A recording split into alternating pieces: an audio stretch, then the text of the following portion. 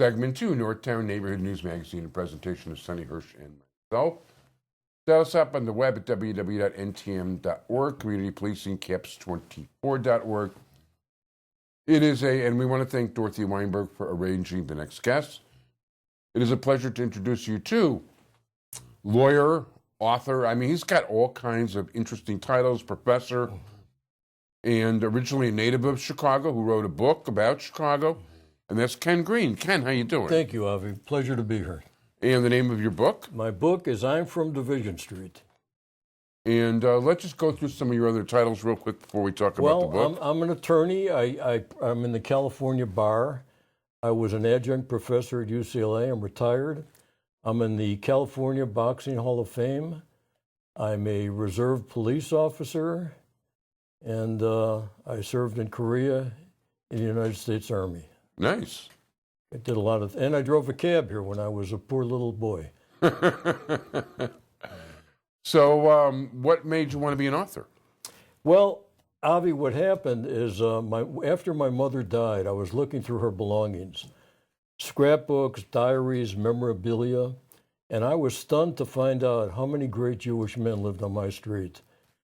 Barney Ross, one of the greatest Jewish boxers, 3-time champion, war hero, Studster Kell, Saul Bellow, Pulitzer Prize-winning authors, Benny Goodman, the renowned band leader, Carl Foreman, producer.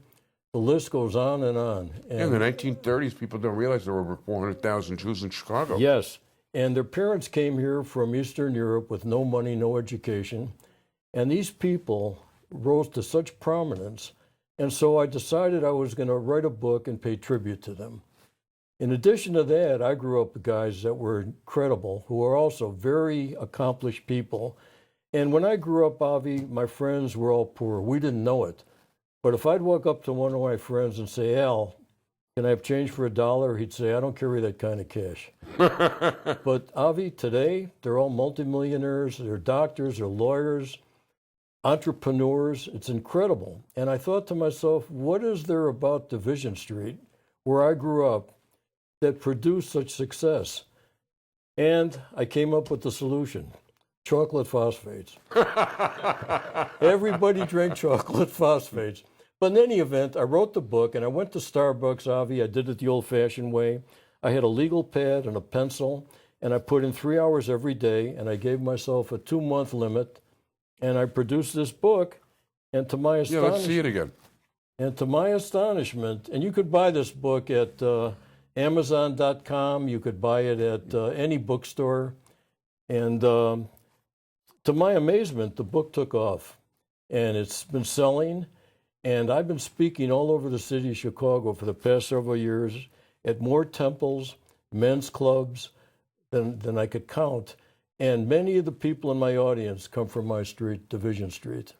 Yeah, that definitely was a very popular place around, no question about it.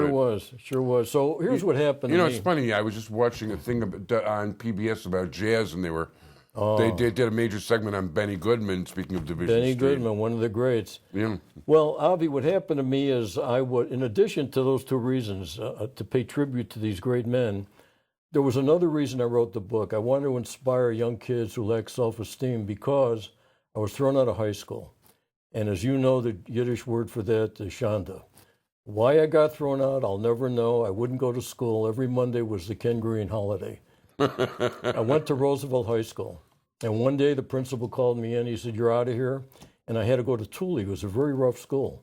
And I remember walking there on my first day, and I ran into my friend Cooperman, and he said, thank God, I'm not the only Jew here anymore. So I made a comeback. Finally, they took me back to Roosevelt, and it took me 4.5 years to graduate. And I was 175 out of 176, second to the last, and only one guy beat me out, Ginsburg. And I said, Ginsburg, why didn't you let me be last? But in any event, I made a comeback, and I finally graduated, and then I enlisted in the Army with my best friend, Solomon. And Solomon said, we're going to be the first 2 Jewish generals. I was so uninformed, Avi, so uneducated, I didn't know that to become a general, you have to go to college, you have to go to OCS school. We went in on the buddy system. That lasted only through basic training. And he went to Texas, I went to Korea. I was the only Jew in Korea.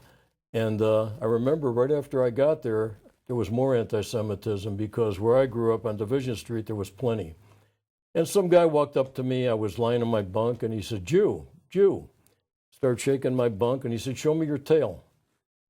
So I took good care of him. And that's in my book if you want to find out what I did to him. But I know how to fight. And I used to come home, Avi, from grammar school, and I'd say, Dad, my dad lived in a pogrom in Poland, in Białystok, and he got out before Hitler arrived. Otherwise, I wouldn't be here. Hitler wiped them all out. And I remember coming home from school, and I'd say, Dad, some big boys want to beat me up because I'm a Jew. What should I do? And my father said, Boychik, he spoke broken English. He said, Boychik, you can't run. He said, you'll embarrass Moses. You can't negotiate. They don't know any better. You're going to have to learn how to fight. So we practiced the straight right hundreds of times.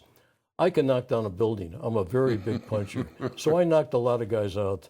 In any event, Avi, I came home from Korea, and I thought I'm lost. I had no education.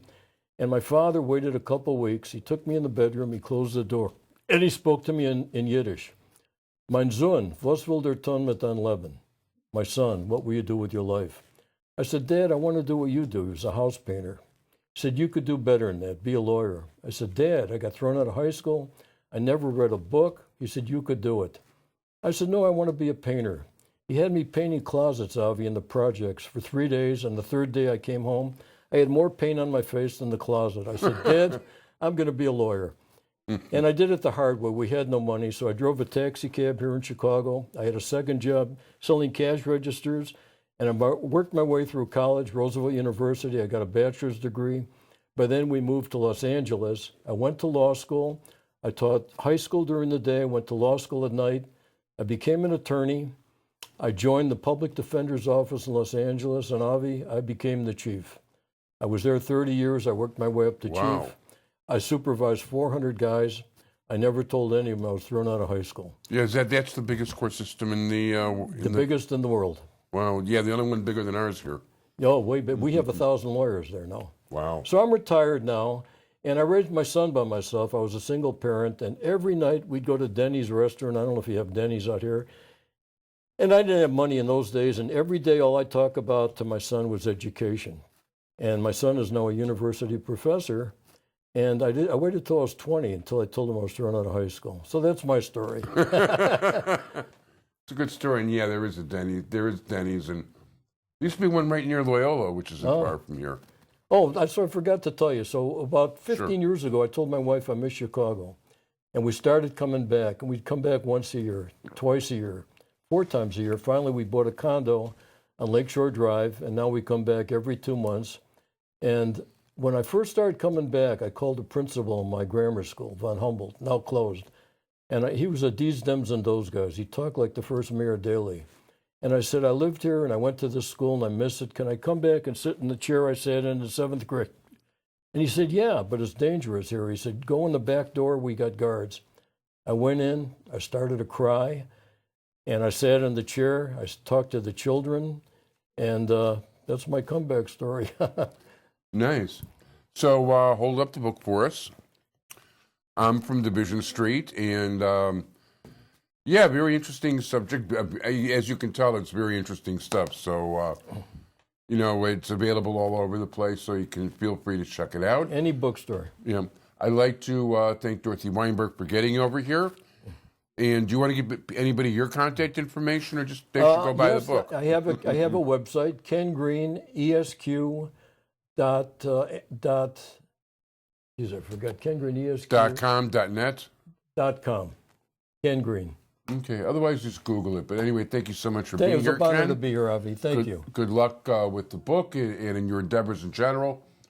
I want to thank my entire technical crew, Sonny Hirsch. I want to thank everybody for joining us, everybody. Take care. Be well. Bye-bye. Thanks for having me, Avi.